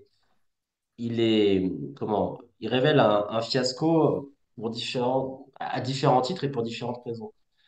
Pourquoi un fiasco? D'abord parce que documentairement, on n'apprend pas grand-chose de plus à ce moment-là que ce qu'on sait déjà. Il y a eu des travaux déjà, des récits qui ont été faits d'Oradour, et le procès n'apporte véritablement pas grand-chose. L'instruction ne s'appuie absolument pas sur les archives allemandes, mais pratiquement uniquement sur des témoignages de SS interrogés après la guerre.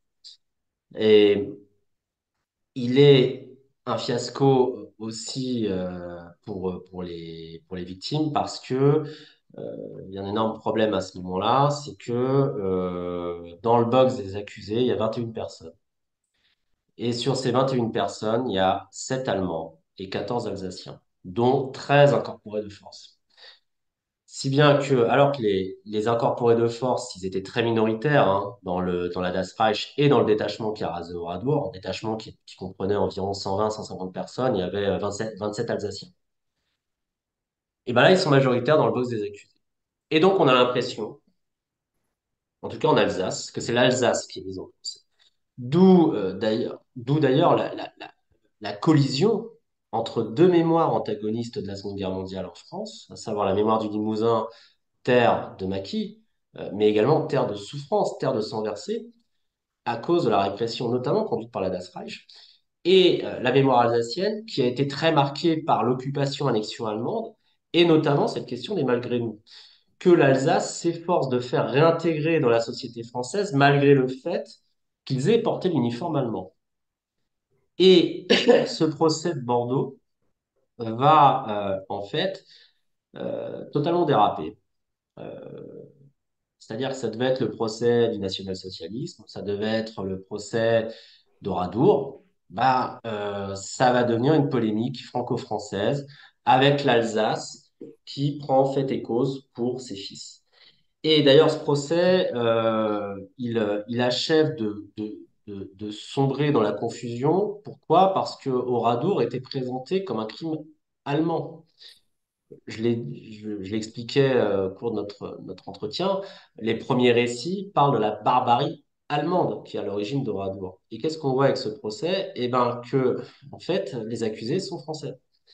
Que des Français faisaient partie des bourreaux à Oradour. Sachant qu'on trouve aussi des victimes lorraines à Oradour, hein, plusieurs dizaines. On trouve aussi quelques victimes alsaciennes à Oradour. Et ben, du coup, l'Alsace se retrouvait de part et d'autre de cette ligne rouge qui sépare les bourreaux des victimes. Et dans ces conditions, le procès a viré à la foire d'empoigne, hein, non pas moins dans les audiences qu'en tout cas à l'extérieur, parce que il y avait de véritables tensions entre l'Alsace et le Limousin, et l'Alsace ne pouvait tolérer que des malgré nous, victimes d'un crime de guerre, c'est pas contestable, puissent être condamnés pour un autre crime de guerre. Et du coup, comme l'Alsace a protesté, a manifesté et a pratiqué un intense lobbying, hein, à Paris aussi, et ben, les malgré nous ont été peut-être condamnés à quelques années de prison, hein, ou de travaux forcés, mais ils ont été amnistiés une semaine après le verdict. Et ce qui a suscité un mécontentement terrible dans le Limousin, mais pas que, dans les milieux résistants aussi. Il y a eu une véritable scandalisation. Les communistes aussi ont protesté. Et ce procès, il n'a pas créé de guerre civile en France. Il n'y a pas eu de risque de guerre civile en France, mais il a profondément divisé la France au moment où la France avait besoin de se reconstruire. La France était encore ruinée par la guerre et elle était enlisée dans la guerre d'Indochine et dans la décolonisation. Le régime était fragilisé, le régime de la Quatrième République était fragilisé par la guerre froide entre les tensions gaullistes et communistes. Si bien que, il était soumis à ces influences contradictoires qui l'ont amené à opérer des compromis successifs et le procès de Bordeaux fait partie de ces compromis.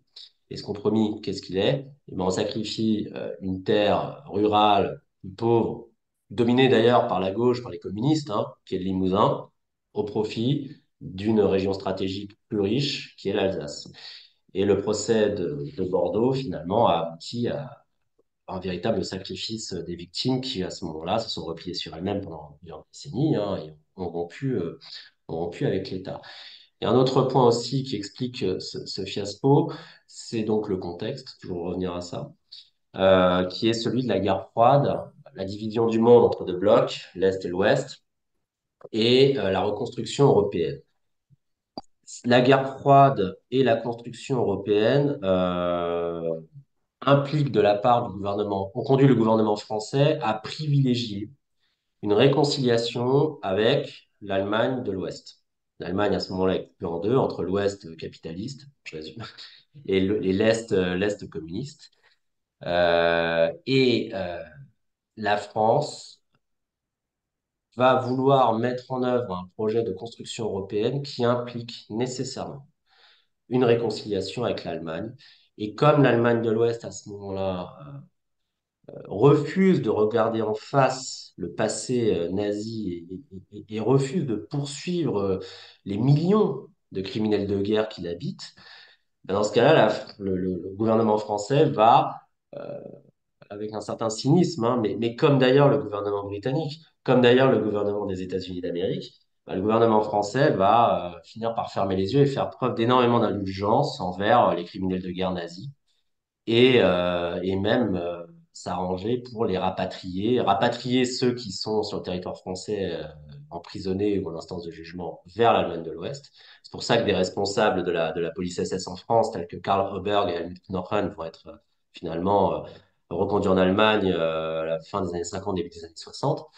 Euh, Otto Abetz, qui est l'ambassadeur de Hitler à Vichy, va également être relâché, hein, alors qu'il est quand même lourdement impliqué dans la politique criminelle allemande.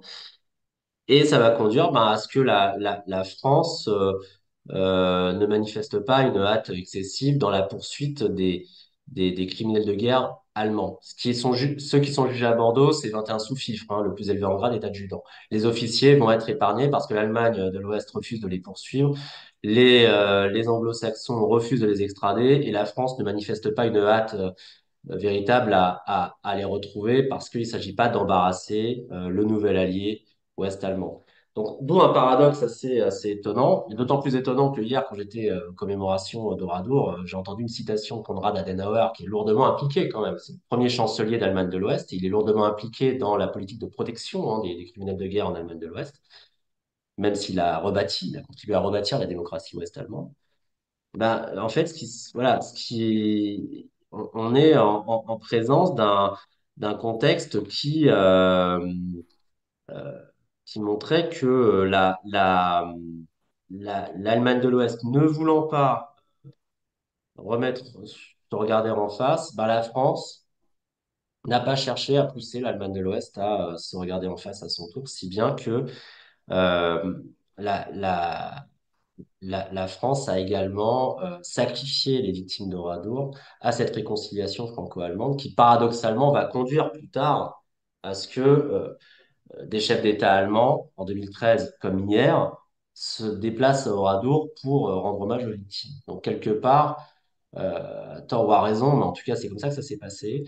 Oradour a été sacrifié sur l'autel de la réconciliation franco-allemande, et c'est cette même réconciliation franco-allemande qui a facilité plus tard la redécouverte du drame des deux côtés du Rhin. Et finalement, ce même cynisme se retrouve dans le procès que vous évoquiez tout à l'heure en Allemagne de l'Est, hein, celui de 83, qui là aussi, dont on garde des images, puisque quand on regarde les images de l'INA, et notamment du procès, mais également des obsèques de ces dignitaires nazis en présence d'anciens dignitaires avec leur croix de fer, on se dit très curieusement qu'il y a quelque chose qui cloche dans cette mémoire qui semble être pris d'une forme de déni persistant. Et ça me permet de faire le lien justement avec ces commémorations d'hier, puisqu'en fait, je voulais avoir votre sentiment sur le discours du président allemand Franz-Walter Steinmeier prononcé en français. Tout à fait. Et je me posais la question de savoir s'il n'y avait pas une forme de tournant dans l'appréciation lorsqu'il évoque la honte qui l'habite. Et je cite, quant au fait que des assassins soient ensuite restés impunis, qu'il n'ait pas expié les crimes les plus graves, mon pays s'est rendu par là même de nouveau coupable. Est-ce que c'est pas un tournant quelque part en Allemagne dans cette commémoration de la mémoire de Radour? Alors, c'est une phrase que j'ai notée et qui aurait peut-être dû marquer davantage les esprits parce que c'est une phrase très importante. Mais il n'est pas le premier à le dire. C'est le premier, comment dire, en 2013, le président de la République fédérale allemande, qui était Joachim Gauck, avait déjà euh, condamné le fiasco judiciaire et la tolérance dont avaient bénéficié les criminels de guerre nazis dans son pays. Donc il avait déjà abordé cette question. Et là, le nouveau chef d'État allemand, donc Steinmeier, a comment dire, transformé l'essai. Là, on voit que véritablement, euh, la, l'État l'État d'Allemagne fédérale, euh, comment dire, reconnaît deux formes de honte, la honte devant le massacre commis par les Allemands et la honte devant l'échec de l'Allemagne fédérale, de l'Allemagne de l'Ouest, mais aussi de l'Allemagne fédérale, à juger, à traduire en justice les responsables de ce massacre. Alors, c'est très important parce que c'est quelque chose qui a été étudié par l'historienne allemande Andrea Erkenbrecher. Alors, son livre n'est pas malheureusement traduit en français, mais je souhaiterais beaucoup qu'il le soit parce que C'est un ouvrage vraiment remarquable et qui étudie les différentes composantes de cette politique mémorielle ouest-allemande et est-allemande, puis allemande tout court, et notamment ce fiasco judiciaire. Euh, mais et les phrases en fait de ces différents chefs d'État sont d'autant plus importantes que pendant longtemps, la communauté des victimes a exigé comme condition numéro un une réconciliation avec l'Allemagne, a exigé que les criminels de guerre soient poursuivis avant finalement de comment dire, se rendre compte dans les années 2000, surtout 2010, que ça ne viendrait jamais. Et que cette condition ne devait, que l'échec de la réalisation de cette condition ne devait malgré tout pas empêcher la venue d'officiels allemands à Oradour pour marquer la réconciliation franco-allemande à Oradour. C'était très compliqué pour des officiels allemands d'aller à Oradour. Il a fallu vraiment attendre 2013, 69 ans après. Enfin, faut vraiment s'imaginer, alors que l'Europe était déjà l'Europe unie, hein, l'Union européenne, la communauté européenne existait déjà depuis plusieurs décennies. Maastricht, ça a été fait il y a 30 ans, par exemple. Ben, il faut encore attendre 2013 pour qu'un chef d'État allemand puisse enfin se rendre à Oradour. Ça a été extrêmement compliqué comme processus de réconciliation. Et l'échec judiciaire allemand a joué un rôle dans ces difficultés parce que ça incitait notamment les victimes à, quelque part, ne pas prendre au sérieux les tentatives de rapprochement issues d'Allemagne et à considérer que tant qu'il n'y avait pas de reconnaissance de culpabilité en la matière, il ne pouvait pas y avoir de réconciliation. Donc c'est quelque chose qui a véritablement changé ces dernières années euh, et qui aurait dû, à mon avis, davantage marquer l'actualité, cette nouvelle reconnaissance, cette confirmation de la reconnaissance d'un fiasco judiciaire par un chef d'État allemand, alors que ça va absolument pas de soi. Mais en tout cas, au moins, cela a été fait. Et ultime question en forme de lien avec nos auditeurs. Euh, Face à la difficulté d'enseigner l'histoire aujourd'hui, quel regard le juriste et l'historien que vous êtes portez à l'enseignement du massacre d'Oradour-sur-Glane et quelles seraient finalement des pistes qui pourraient être explorées en termes pédagogiques? Ah, disons que la mémoire du massacre a été longtemps controversée pour diverses raisons, pour les questions de polémique franco-française. Euh, mais elle a marqué quand même énormément de progrès, puisque depuis les années 90, on a un centre de la mémoire à Oradour. C'est pas un simple musée, c'est pas comment dire, une espèce de musée où on voit les objets ou quoi que ce soit. Alors que de 44 à 99, il y avait les ruines. Et elles n'étaient pas si expliquées que cela.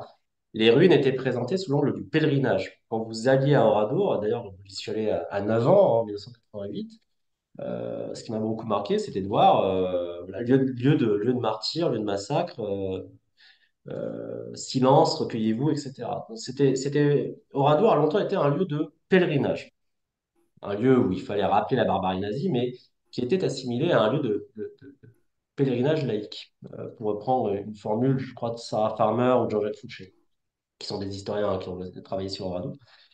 Et donc, le Centre de la mémoire qui a été créé à la fin des années 90, d'ailleurs dans un contexte où d'autres villages anéantis ont connu leur propre Centre de la mémoire à la même époque, et ben, il est là pour clarifier les ruines, pour les contextualiser, pour les expliquer. Alors, maintenant, ce Centre de la mémoire, il est devenu aussi un immense stock d'archives, comme je l'ai indiqué. Comment essayer d'expliquer, d'enseigner Oradour? Ben, déjà, en ramenant, je pense, euh, Oradour dans la place qu'il occupe dans la politique nazie. Qu'est-ce que révèle Oradour sur l'idéologie nazie? Qu'est-ce que révèle Oradour sur la politique de maintien de l'ordre? C'est quelque chose qui, pour moi, est essentiel à enseigner. Qu'est-ce que révèle Oradour sur le régime de Vichy? Qu'est-ce que révèle Oradour, la mémoire d'Oradour, dans la conservation d'un événement, dans la survivance, pardon, d'un événement dans notre mémoire, dans notre mémoire nationale jusqu'à nos jours. Oradour en fait pose énormément de questions sur ce point qui implique effectivement une réflexion éducative réelle qui consiste pas à dire seulement Oradour a été rasé, c'est un exemple de l'horreur nazie. Non, ça suffit pas de dire ça. Il faut expliquer pourquoi en fait, c'est intervenu. Il faut expliquer pourquoi ensuite il y a eu un échec dans l'appréhension mémorielle du massacre. Qu'est-ce que révèle cet échec? Qu'est-ce qu'il révèle sur la France? Qu'est-ce qu'il révèle sur les calculs politiques? Et qu'est-ce qui révèle également sur notre actualité? Qu'est-ce qui révèle sur le devoir de mémoire? À quoi sert-il de conserver des ruines? À quoi sert-il de faire des cérémonies commémoratives si on se limite à maintenir le souvenir? Qu'est-ce que ça implique comme conséquence pratique, surtout en ce moment? Moi, ce que j'ai constaté, alors, c'est une manière de répondre et de pas répondre à votre question, mais ce que j'ai constaté quand même hier, c'est que le traitement médiatique des commémorations d'Oradour, il n'a pas été très poussé. Euh, il a été dominé par l'actualité récente, bien entendu, mais très peu de médias nationaux, je crois qu'il n'y en a pas carrément, ont traité les commémorations d'hier. Alors ces commémorations sont là sont un des vecteurs de transmission mémorielle. Alors, c'est quelque chose qui m'a quand même beaucoup surpris, ce sous-traitement médiatique, parce que il me semble quand même que le massacre d'Oradour et ce qu'il révèle sur le nazisme n'est pas sans lien avec l'actualité et peut amener en fait à nourrir la réflexion sur notamment les élections qui sont déjà intervenues et les élections à venir. C'est pas pour moi une prise de position politique, pour moi ça relève carrément du calcul de la réflexion d'ordre civique. Et on a l'impression, malgré tout, et c'est pour ça, à mon avis, enfin, je terminerai là-dessus, sur cette porte ouverte. On a l'impression qu'Oradour est devenu, a toujours été quelque part, et est devenu un événement qui apparaît sur une frise chronologique. Et c'est tout. Et la disparition des survivants des rescapés, avec l'un des derniers témoins, Robert Evras, qui est décédé l'an dernier, qui est un des survivants du massacre des hommes dans les granges et les garages, et qui a fait beaucoup pour la survivance du massacre, ne va pas faciliter les choses. Et c'est ce qui m'inquiète un peu que finalement Oradour soit réduit à une mention en passant de l'histoire de la Seconde Guerre mondiale. Alors que c'est un événement c'est ce qui m'a vraiment intéressé aussi dans mon travail, c'est un événement qui en dit tellement sur l'occupation, sur l'après-guerre, mais également sur notre manière encore actuellement de de constater, de faire constater, de juger des crimes de guerre, des crimes contre l'humanité. C'est un événement très symbolique, en fait, Oradour, mais qui semble peut-être, alors c'est une hypothèse, il ne faut pas exagérer non plus, les commémorations d'hier étaient très réussies, mais qui semble peut-être, comment dire, se transformer dans notre mémoire en événement, comment, un événement de papier, j'ai envie de dire. Bon, voilà, qui certes va être peut perdurer par la conservation des ruines, mais même la conservation des ruines ne va pas de soi, c'est très coûteux. Et c'est tellement coûteux que on peut, comment dire, il y a des interrogations clairement sur le maintien de cette conservation. Est-ce qu'on va aboutir à des calculs politiciens locaux qui vont consister à dire, tiens, telle ruine, on va les préserver, mais les autres, on va les abandonner. Bon, on pourra arriver à ce type de solution. Donc, Oradour doit rester dans notre mémoire nationale comme symbole de la barbarie nazie, mais à condition, encore une fois, d'expliquer correctement ce qui a pu se passer, ce que ça révèle sur l'Allemagne nazie, sur Vichy et sur notre après-guerre, et également sur notre rapport à l'histoire et à la mémoire. Merci infiniment à Nicolas Bernard pour cet échange très riche et qui, j'en suis sûr, incitera pour ceux qui ne l'ont pas fait, nos auditeurs à lire votre ouvrage. On va peut-être maintenant, j'ai pris beaucoup de temps, laisser la parole à nos auditeurs pour qu'ils puissent intervenir s'ils le souhaitent.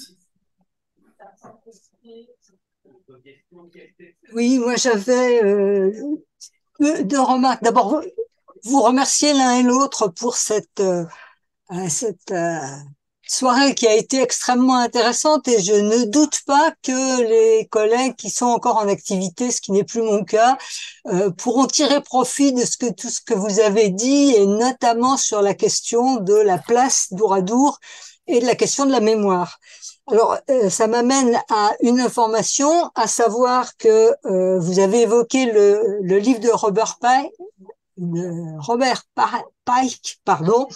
Euh, il a été interviewé par notre collègue Cécile Dunouot cette semaine et il sera donc en ligne aussi sur notre site. De même que votre intervention de ce soir. Et puis, vous avez dit qu'il n'y avait pas eu d'autres massacres. Il me semble qu'il y en a un qui pose la question de la mémoire. Alors certes, avec beaucoup moins de victimes, qui est le massacre de Maillet en Indre-et-Loire. Et Alors, ouais, si je peux rebondir là-dessus, en fait, ce que j'ai dit, c'est qu'il n'y a pas eu, bon, peut-être que je l'ai mal formulé, mais il n'y a pas eu d'autres massacres équivalents à oui, Oradour, c'est-à-dire une extermination complète de la localité.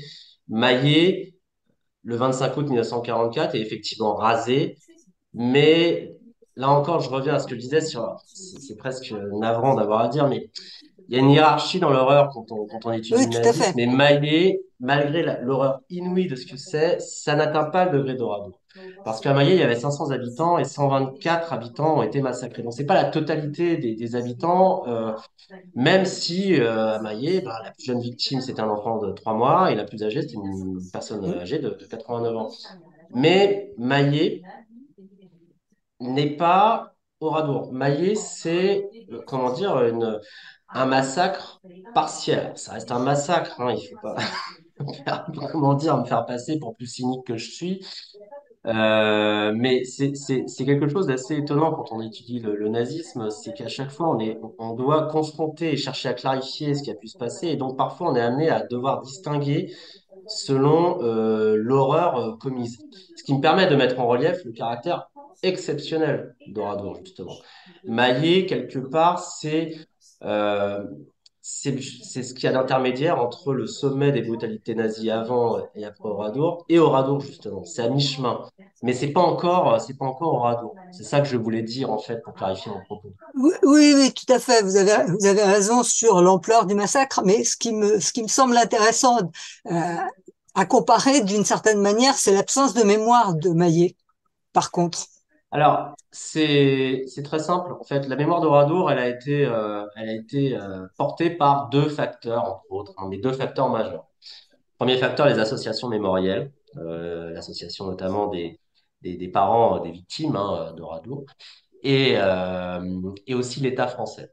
L'État français était à la recherche d'un symbole de la barbarie nazie, d'un symbole majeur de ce que le nazisme pouvait faire de pire. Il aurait pu choisir la Shoah, il l'a pas fait. Le vélodrome d'hiver, par exemple, aurait pu devenir un lieu de mémoire. Le vélodrome d'hiver, il n'a pas été conservé, il a été détruit en 59. Euh, mais, euh, mais pour différentes raisons, la Shoah n'a pas été prise en compte dans la mémoire nationale comme symbole moteur, comme symbole majeur de la barbarie nazie. C'est Oradour qui l'a été, et parce qu'à Oradour, on était en présence d'une extermination totale et universelle. C'était Oradour était devenu le symbole du village français par excellence, avec comment dire son clocher, ses hôtels, ses garages, ses restaurants, etc. Il incarnait presque la France du terroir, la France de la terre en fait, la France, la France réelle pour reprendre presque un terme très maurassien, hein, mais euh, Oradour incarnait quelque chose de véritablement concret et de concret qui a disparu, qui a été totalement anéanti, annihilé. Ce qui a fortement marqué les esprits. Maillet aussi a marqué les esprits à ce moment-là, mais Maillet n'a pas reçu de politique mémorielle de soutien de l'État. L'État, il a soutenu le souvenir d'Oradour. Il a décidé de conserver les ruines d'Oradour. Et Maillet n'a pas bénéficié de ce soutien de l'État. Maillet a été clairement négligé par l'État français, par le gouvernement provisoire et Quatrième République. D'autant que Maillet a pu être éclipsé, pouvait même gêner la mémoire française des événements, parce que la destruction de Maillet intervient le 25 août 1944, et le 25 août 1944, c'est le jour de la félicité, puisque c'est le jour de la libération de Paris, qui est l'incarnation de la félicité de la libération. Donc Maillet a été écarté du processus mémoriel à cause de cette politique étatique, clairement. Mais du coup, c'est intéressant pour un enseignant d'histoire-géographie qui s'intéresse à la question de la mémoire, de montrer que la mémoire est infiniment politique, je dirais. Dans le cas d'Oradour, la politique s'éloigne jamais des ruines. Oradour va être instrumentalisé par différents courants politiques, les communistes, les socialistes, les gaullistes, différents courants à côté, etc., au début de la Quatrième République et pendant la guerre froide. Il y a des calculs cyniques, même si on est en présence de gens, de politiciens locaux, nationaux, qui sont sincèrement choqués par ce qu'ils voient aussi. C'est pas non plus des monstres. Mais au regard de leur grille de lecture, communiste, gaulliste, etc., Oradour n'a pas la même résonance, n'a pas la même valeur. Par exemple, les communistes vont instrumentaliser Oradour pour tenter de marquer le coup contre l'Allemagne de l'Ouest, et notamment le réarmement de l'Allemagne de l'Ouest, et notamment la politique de construction européenne conduite par la France et l'Allemagne de l'Ouest, qui, était susceptible de faciliter la création du bloc de l'Ouest et donc de porter atteinte au bloc de l'Est. Vous voyez, Oradour occupe quand même une place. Oradour devient un argument politique dans ce type de polémique. Tout à fait. Je vous remercie. Je pense qu'on va pouvoir, Luc de Marconnet sera sans doute de mon avis, et ainsi que notre présidente, mettre fin à cette soirée extrêmement dense et extrêmement intéressante, parce que je vois que petit à petit, nos auditeurs s'éloignent. Oui, oui, tout à fait. Merci et encore une fois, Nicolas Bernard, pour nous avoir accordé de votre temps pour échanger sur ce sujet euh, qui est essentiel au regard de l'actualité, au regard des nécessités d'enseigner cette histoire aujourd'hui, de perpétuer cette mémoire au-delà des ruines. Et donc, ça a été un vrai plaisir de m'entretenir avec vous ce soir et peut-être pour de futurs travaux. Oui, j'espère. J'espère beaucoup. Merci en tout cas de votre accueil. C'était un plaisir pour moi également, malgré le sujet qui est évidemment très, très difficile. Mais je suis ravi en tous les cas que, voilà, même en tant qu'avocat, voilà, et pas d'historien de formation, que je puisse être accueilli favorablement par la communauté des historiens, des enseignants sur ce point. C'est quelque chose qui me tient vraiment à cœur. Donc, Ah, mais encore une fois, on n'est merci pas beaucoup. sectaire, hein. Ah, je ne suis pas non plus. Je suis pas non plus. Un de mes meilleurs clients était un historien universitaire, il s'est très bien défendu tout seul. Donc moi, je considère pas que le monde se divise en plates-bandes, en fait. Je suis très citoyen du monde, cité Humphrey Ouais, Bogart dans Casablanca. très bien. Merci beaucoup. Merci Merci à beaucoup. vous. Merci.